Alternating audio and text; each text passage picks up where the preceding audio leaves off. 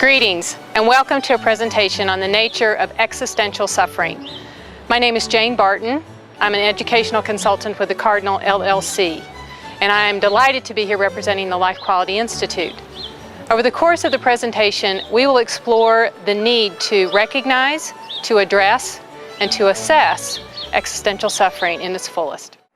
So this is where the commitment of Life Quality Institute comes into play. A mandate in palliative care is to address suffering at all levels, physical, emotional, and spiritual.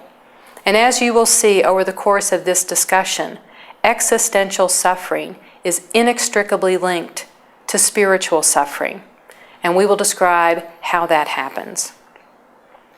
So our learning objectives will include, first and foremost, to define existentialism, and from that perspective move into existential suffering. We will examine the function of spirituality, and by doing so, we will then make the connection between spirituality and existentialism.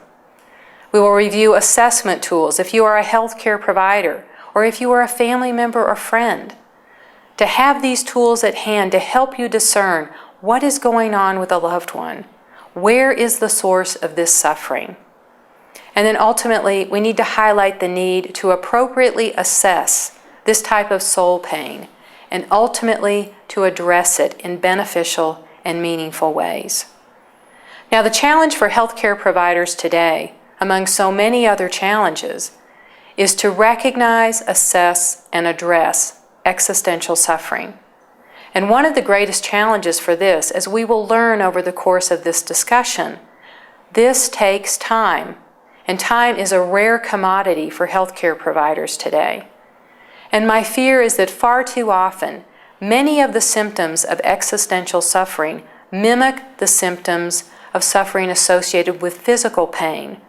And that type of suffering is adequately and appropriately treated with sedatives or painkillers. However, existential suffering does not respond to that type of treatment. Certainly we can mute and we can mask the symptoms, but we don't get to the source of that type of soul pain with drugs. It takes more of a relational intervention, a listening ear, a caring heart, and someone who is able to recognize this type of pain. Well, according to Eric Cassell, in his classic book, The Nature of Suffering, he defines it in this way. It involves a perceived threat to the integrity of the self, helplessness in the face of that threat, and exhaustion of psychosocial and personal resources for coping.